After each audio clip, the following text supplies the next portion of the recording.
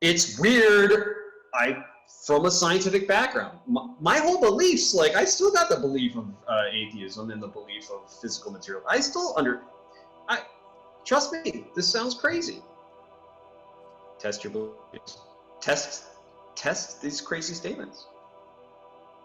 If you don't test them, if you judge them and say, he's crazy, well, then you're religious. If you do some logic and say he's crazy, well, then you're a philosopher. Great. But if you actually shine light on this thing and you don't get a known image that determines it, then you're a scientist.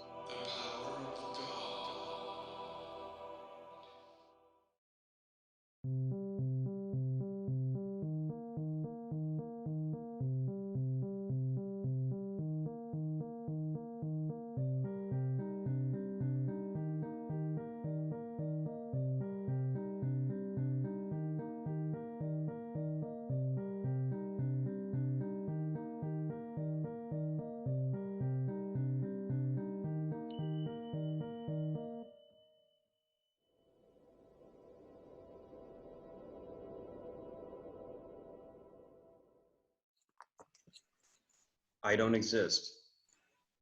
Okay. Well, Seth, that's bullshit. You're talking to me right now. You exist. No, I'm being. I don't exist. I don't stand outside of consciousness. I am consciousness. I am occurring. Being means is. I am, but I don't exist. I don't stand outside of consciousness. So the slits don't exist, but they're being in consciousness. And since consciousness is an infinite dimensionless singularity, the being of something that it's not present,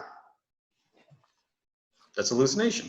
So this isn't present in a physical material world. It's being in consciousness. It's a hallucination. So that's what this is. You're hallucinating this. This is a hologram. It's holographic.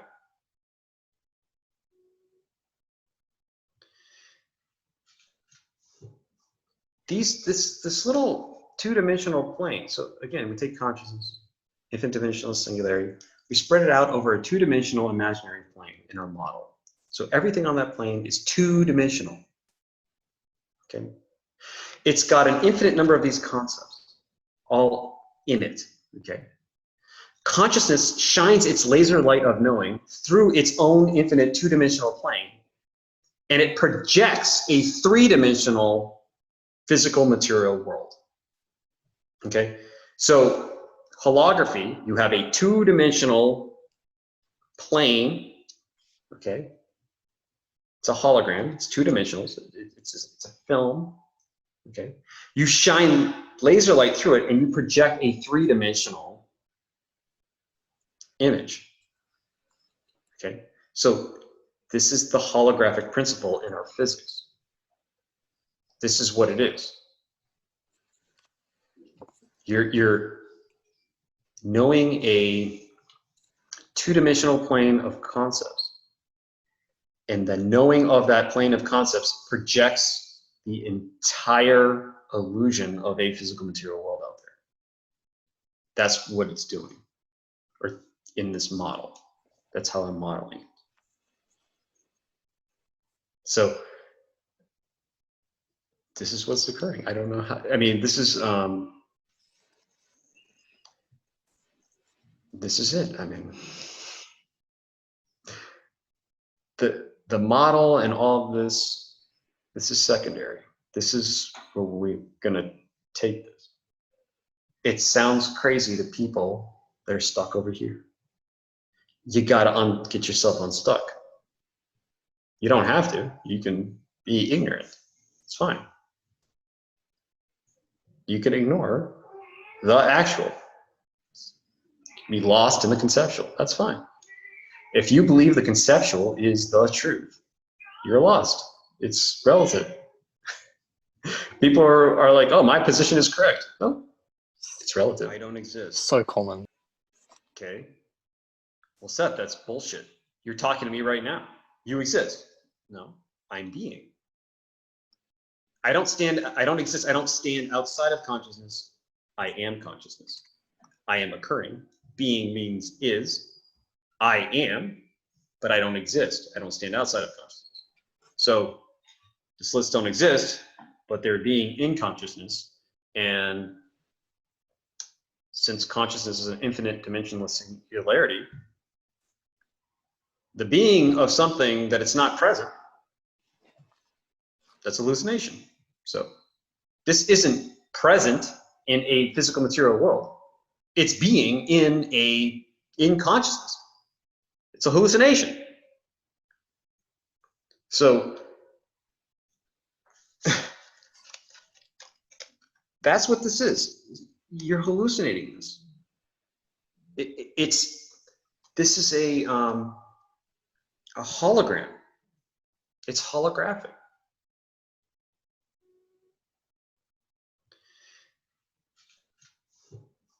This little two-dimensional plane. So again, we take consciousness, infinite dimensional singularity. We spread it out over a two-dimensional imaginary plane in our model. So everything on that plane is two-dimensional. Okay. It's got an infinite number of these concepts all in it. Okay. Consciousness shines its laser light of knowing through its own infinite two-dimensional plane, and it projects a three-dimensional physical material world. Okay, so holography, you have a two-dimensional plane. Okay, it's a hologram. It's two-dimensional. It's a film. Okay, you shine laser light through it, and you project a three-dimensional image. Okay, so this is the holographic principle in our physics. This is what it is. You're knowing a two-dimensional plane of concepts, and the knowing of that plane of concepts projects the entire illusion of a physical material world out there. That's what it's doing, or in this model. That's how I'm modeling it. So this is what's occurring. I don't know how, I mean, this is it. I mean, the model and all of this is secondary. This is where we're gonna take this. It sounds crazy to people that are stuck over here. You gotta get yourself unstuck. You don't have to. You can be ignorant. It's fine. You can ignore the actual. Be lost in the conceptual. That's fine. If you believe the conceptual is the truth, you're lost. It's relative.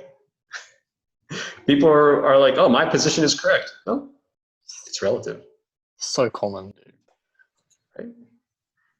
Everything I'm saying, it's not the truth. It's occurring within that truth. It's conceptually true from this point of view.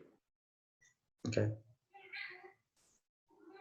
The actual is not limited to a point of view. So nothing I can say is the truth. It's just conceptually true within this paradigm shift.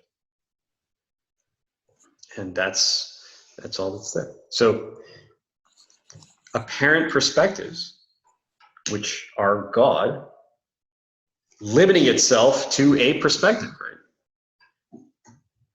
Taking themselves seriously as they're correct and you're wrong. These are very dangerous people, because if you try to limit infinite experience to one particular point of view, you're going to create a total chaos, disaster. You get things like Nazis. Like, this is what happens. Okay, so ideology and isms, any of these isms or ideologies trying to constrain infinite consciousness to one point of view. But that point of view is made of knowing that it's not all these others. So if you destroy the other points, try to destroy the other point, you're going to destroy yourself.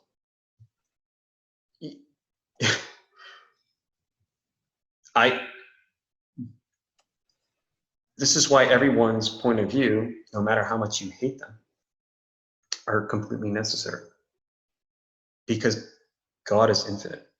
Truth is infinite. Consciousness is infinite. All points of view have to occur. If not, it would not be infinite. But it is infinite because you are knowing these words right now. Knowing, you're not guessing these words. These words are occurring. And you are knowing them. You are certain that there's a happening of what you believe to be words right now. So, if all the content and experience is described by limited potential, then the knowing of that content is unlimited potential. If you're knowing, then there is unlimited potential here. That's what you are. You must then include the illusion of all perspectives. You don't have to pay attention to them, right? You know, the perspectives can be occurring, but they could be in this infinite set. So like right now, I'm ignoring every other perspective except for Seth and David here. I'm ignoring everyone else right now. They're occurring, they're just transparent. They're just this part. Okay? So the perspectives 50 billion years from now are occurring. They're right here, right now. They're just in this. They're just being ignored. You know? Yeah. You know, so say perspectives like 10 billion years from now are this over here. Okay, I'll flip that to interfere with this potential, and yeah, it's transparent. I don't see it. It's not occurring for me because I only can see this. I can't see transparency. It's clear. I see this. Oh yeah, this is David and Seth. Oh, this is a dude 50 billion. Oh no, 50 billion years from now, I'm not knowing that, or I'm knowing it, but I'm ignoring it. It's in this. It's in this potential. It's in this direction. So this is how the mind works. It's all occurring. It's all simultaneous. There aren't existent many worlds here. There aren't like 50 billion existent worlds. This world here doesn't exist. It's in consciousness. It doesn't stand outside of consciousness. So all the worlds are occurring, but they're not existent worlds. It's just God's being. It's infinite potential. And you know, there's a good, people have these theories, you know, like, oh, it just so happens that the sun and the earth are in the Goldilocks zone, and wow, it just happens that, you know, people and evolved on the planet Earth. Oh wow, it's amazing, and the, you know, cosmological constant, this thing. It's weird that all of these things had to line up perfectly for us to have this conversation right now. Well, yeah, that's what knowing this is.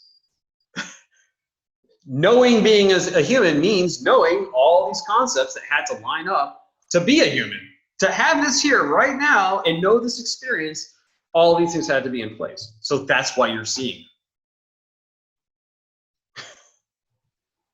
From a point of view that like some alien on some other planet in some other universe or galaxy right now, they're ignoring us. They're knowing in a whole, it's occurring right now.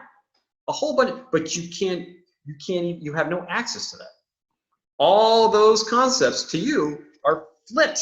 So they're transparent to you. To your perspective, they're transparent. You don't see them. You literally could know aliens landing on the planet right now. You just have to flip it.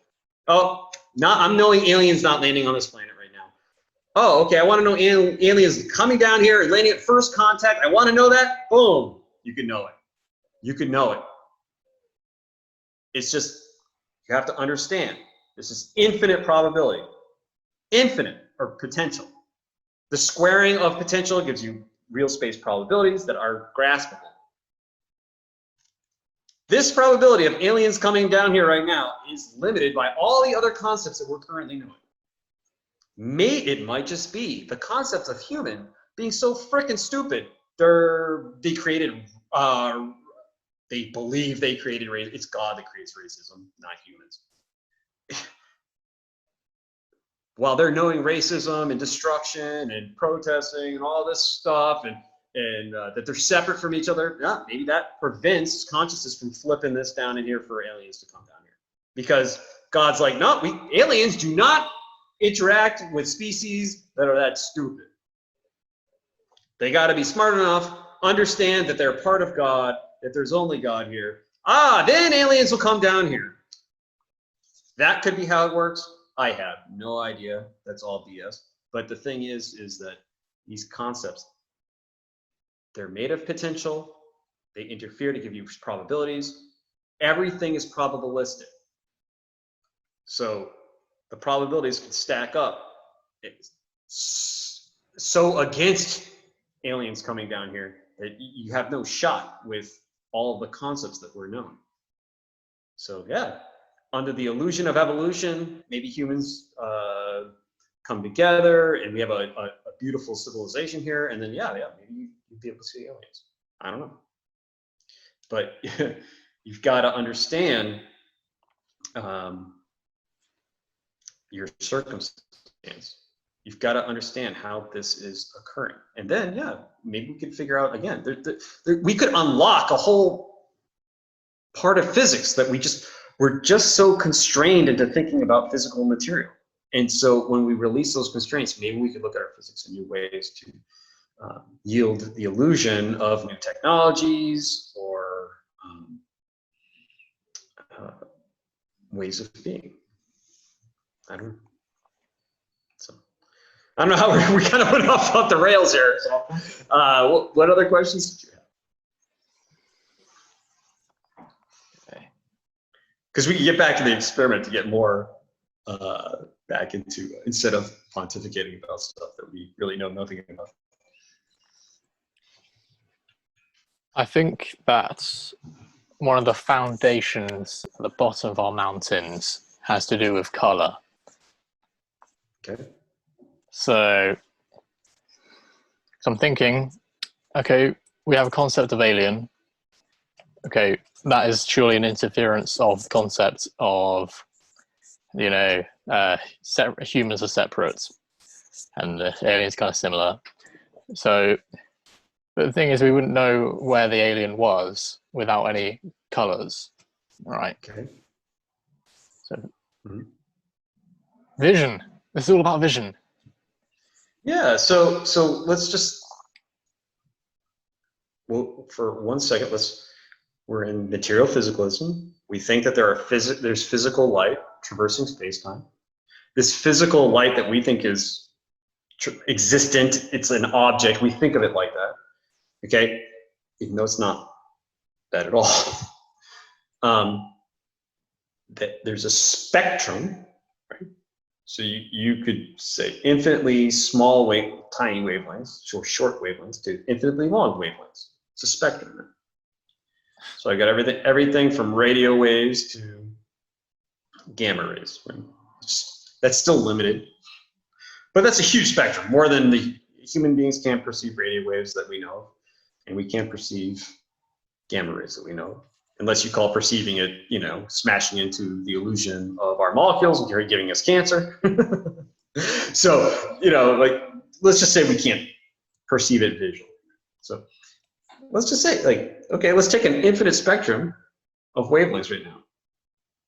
If you were able to perceive all of that simultaneously, would you even be able to see anything? No, because there'd be no difference. There would be no difference between anything. You would see be like a complete whiteout, right? It'd be like you're looking at every wavelength possible you're seeing, like simultaneously. Okay, well, it would be a complete whiteout. You would not be able to see anything. Just like you look at a white light, you can't see red in there. You're looking at all color simultaneously. So you can't distinguish the illusion of any color. So in order to even see color or object, I've got to limit the spectrum. I've got to, again, it's like the marble. In order to see the statue of David, I have to ignore parts of it so I can focus on the illusion of a thing, the illusion of a value. So I have to limit the infinite to see the illusion of limitation. That's what you have to do. Otherwise, again, it's a superposition of all being. There's no way to know it as an object. So this is why you have a limited color spectrum that you can see, so that you can actually see. Otherwise, you couldn't see. If I was paying attention to this empty space, if I was seeing it as an object, I wouldn't even be able to see you right now. The empty space would be blocking out you. Or if I could see the totality, I don't see you at all. I just see me, God, knowing. So no, I'm ignoring that, and I'm seeing this activity of knowing opposites, this activity of distinction. Everything is made of knowing distinction, of knowing opposites, of knowing complementary, knowing this is not that. This is the important part, is that you have to look into this experiment of visual perception. You have to understand what visual perception, the logical implications of it. Then when you test it, it breaks down that logic. It destroys that logic. You see that that logic is completely false. And then now you're left totally dumbfounded, because there's only knowing here. There's a singularity of consciousness here. Well, how the heck does anything happen? And that's why I'm going off on this model, because it's happening. I mean, I'm knowing the illusion of images. Okay, well, how is that happening? We thought it was from light shining on things, but it's not. So let's try to come up with a model for how it's really happening. That model will make predictions, and then maybe those predictions will lead to cool technologies, will lead to people coming together and not seeing themselves as separate. Will lead to a world that aliens would want to visit. Would lead to a world where we don't destroy the environment. I mean, if you think you're separate from your environment, hold your breath. You cannot live. You cannot live without the environment. If lungs are in here and they're not the trees, you're dead. If you think your lungs are here and are not the phytoplankton that built the atmosphere billions of years ago, you're dead. So there goes your game. This is that not separate from your environment. You knowing the environment and you are one thing. It's knowing. It looks separate, so you can play around here and be a dumbass. But look into hold your breath, or or maybe we're doing the experiment. Oh, we want to find out if we're really separate. Well, let's just kill all the trees and kill the environment. Oh shit, we're dead. If we were that environment, we didn't realize it. It took us all killing each other and destroying the whole planet to find out that we're not separate. I don't know. Maybe that's what this is. It seems stupid. It seems like a dumb way to go. I mean, I love living. Being alive is freaking fun, dude. This is I know it's not fun for everybody. I know some perspectives, right? They're really into the game. They think they're being persecuted. It's you. You're the author. You're God. You're ultimately responsible for all of it, because it is what you are. And then you can say, I don't accept this. I don't accept this behavior. These people are bad. I judge them. They're terrible. Not accepting of that means you'll never find out who you really are, because that is you. So you don't want to accept things. You do not want to accept being all the terrible things that you are. So you push this off, and no, I'm the good guy. I'm righteous. I'm not my enemies and all that. You couldn't be you without your enemies. You're God. You're all of it. You have to accept that side of yourself. It's terrifying. You accept that shadow. You have built up this little like, okay, I'm all this good stuff. I'm the light. I ignore, right? I'm the good guy. I'm going to ignore this evil, right? So now there's this infinite part of you. This is self and this is other. There's this infinite part of you that contains all the evil that you're not. You're the good guy. Contains all the terrible, disastrous things that you're not, right? Because you're the good guy. But what's really there? What's other made out of? Knowing that's not self. So this other, this little shadow that you've made for yourself, be careful, because when you break down, you're thinking you're this little funny, you're this interference pattern here of all these concepts. When you break this down, when you destroy the mind, when you stop paying attention to this activity, you take 15 grams of mushrooms or something, you stop this. And now this shadow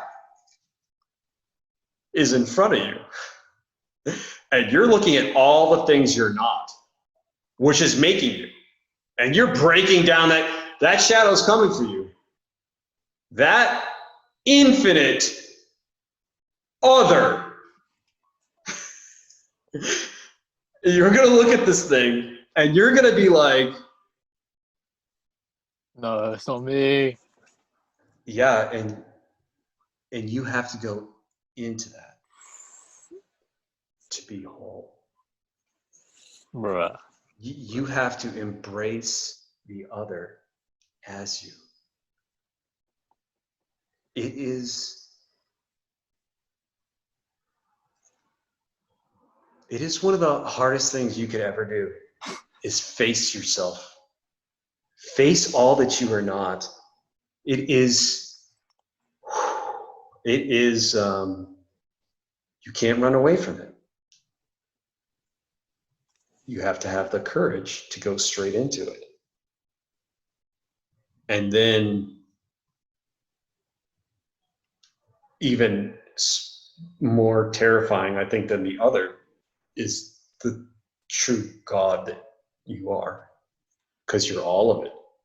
You become whole as God, and that's even more terrifying, the most terrifying other that you can create, because you're ultimately responsible for it all. You're responsible for everything. You're all of it. You're this. This is why we're having this conversation, because this little conversation is ignoring the truth. This is the ignorance of truth right here. This is extremely ignorant right here. I'm ignoring that.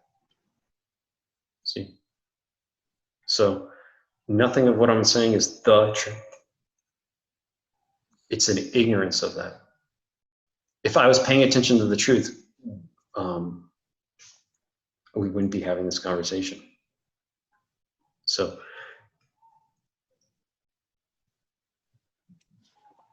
I don't know where to take this from here, because I'm extremely limited. But I do love everyone. I wish the best for everyone. I hope that I do get the sense that we make it, whatever that means. Not in the sense that, no, we're always going to make it because there's always consciousness. There's no such thing as nihilism. There has to be consciousness. Consciousness is infinite, so there's no end to it. So you can never have nihilism because if you're knowing now, there's always knowing. So it's not that. It's just, I get the sense that in this little story, this little game of humanity, that I get the sense that we make it here. So as long as we're ignoring ourselves and we're pretending we're humans, I get the sense that humans make it. But I wish nothing but the best for us. But sometimes you got to crack some eggs to make a cake. I guess I mean, whatever is going to happen is going to require some suffering, I guess. I think what we have to do is this mountain of concepts. Really, all we got to do is, and this is said in like self-help and stuff. Literally, we got to overlap the concepts to where we ignore Armageddon and we just go towards paradise. Yeah. I don't know. Yeah. So you can think of it as like all the concepts are occurring. Armageddon is happening right now, actually, but you're ignoring it. You're ignoring Armageddon. It's not occurring right now, right?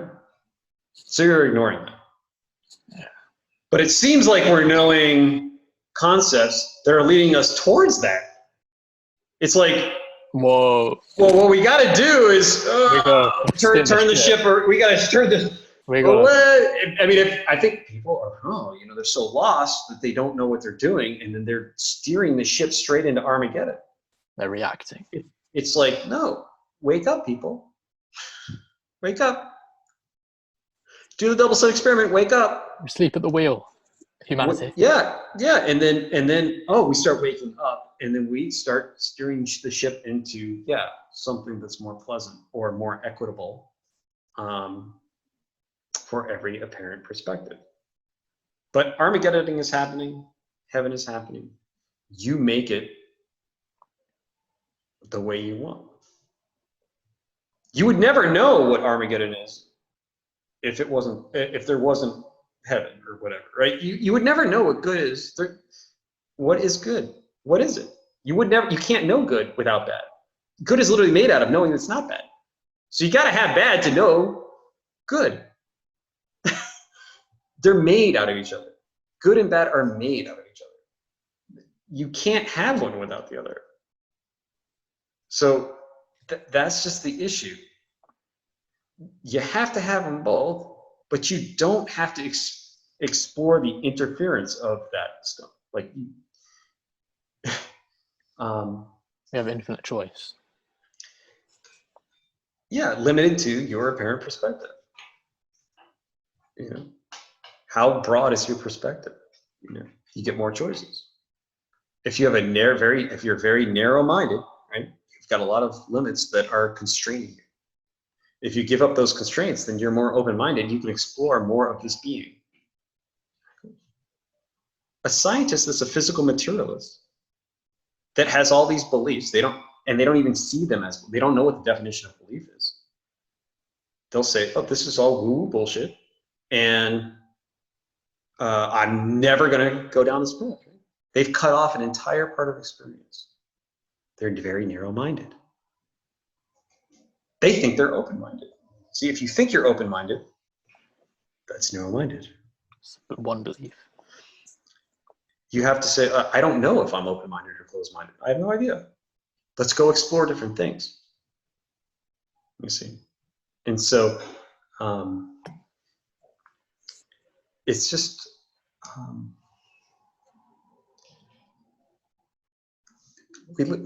may you live in interesting times. So this is an interesting part of eternity that we apparently think is some time. And this is a good one. I think God, you've outdone yourself. This is truly magnificent. Once you start seeing it, you'll just realize how absolutely just brilliant your being is. Like, you are